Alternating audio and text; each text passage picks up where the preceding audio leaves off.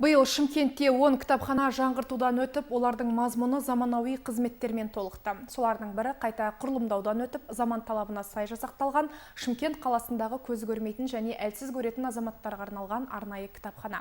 Тәуелсіздіктің 30 жылдығына орай оқырмандар игілігіне тапсырылған нысанды қала әкімі Мұрат Әйтенов аралап көрді. Ары қарай жыл сайын біздің кітапхананың фондын көбейте береміз кітаппен. Ертең ыңғайлы болып қолдана береміз. Да, ертең болашақта бұл сұраныс болып жатса, аудан-ауданмен қараймыз ғой. Біздің басқа модернизация кітаптардың ішінде о жерге де кітаппен алмасамыз. О жерге де кітапты бөліп, қызық кітаптарды о жерде жақын тұратын азаматтар сол жерге келіп қолдану керек. Бұл кітапхана өз қызметі 1969 жылы бастап, бүгінде 7000-нан астам зағип жандарға кітапханалық қызмет көрсетеді. Онда дыбысты кітаптар шығару, брайль кітаптарын басып шығару бөлімдерімен қазақша бедерлі нүктелі шрифтің авторы Ақан Қасымовтың атында зал бар. Оқырмандар қажеттілігі үшін кофе бар қызмет көрсетіп, кітапханалық ортада ғылыми дебаттар, дискуссиялар өткізуге мүмкіндіктер ашылған. Енді модернизациядан жаңалықтарын өздеріңіз көріп отырсыздар. Кітапханаға кіре берістен бастап, сіздерде оң қол, сол қол жақтарыңызда оқырмандарға үлкен жағдай жасалып қойған. Арнайы тактильді жолдарменен сол қол жағында көрдіңіздер, оқырмандардың ересектер отырып, бос уақытында шашмат ойнауына мүмкіндіктер бар.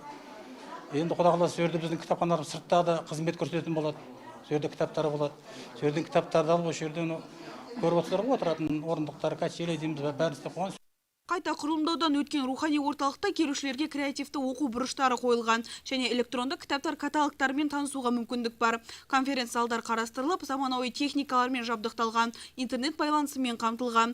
Сонымен қатар балалардың қосымша білім алып, ойнап тынығуына арналған бэби-бокс залы, демалыс бұрышы мен музыка тыңдауға арналған орындар да бар. Бүгін біздің Қоста, Қоспен кітапхана дос демекші, кітапханамызда үлкен бір мереке болып жатыр. 30-лықтың мерейтой, тәуелсіздіктің мерейтой қарсаңында бізге осы әкімшілік кітапханамызды заманауи модернизация жасап, қазіргі заманға сай бөлмелер, жайлар, енді айта берсе сөз көп, тамаша жасап берді. Кітапхананың осылай жаңартқандарыңызға біз де өте қатты қуанып отырмыз. Арнайы кітапхананың кітап қоры 140-нан астам әдебиеттен тұрады. Оның ішінде бедерлі нүктелі әріпті, жазық баспалы, дискіде нашар көретіндерге арналған мәтіні үлкейтілген әріптер жазылған әдебиеттер мен мерзімді басылымдар, бедерлі графикалық құралдар қамтылған. Аудио әдебиеттер қоры 5000-нан астам көркем шығармалардан тұрады. Айта кетейік, алдағы уақытта кітапханада оқырман санын 14 мыңға, келушілер санын 110 мыңға, кітап берілімін 170 мыңға және кітап қорын 150 мыңға арттыру көзделуде. Наскен Скандар, Нұркен Жалбиев, Асылбек Мансұрхан, жаңалықтар.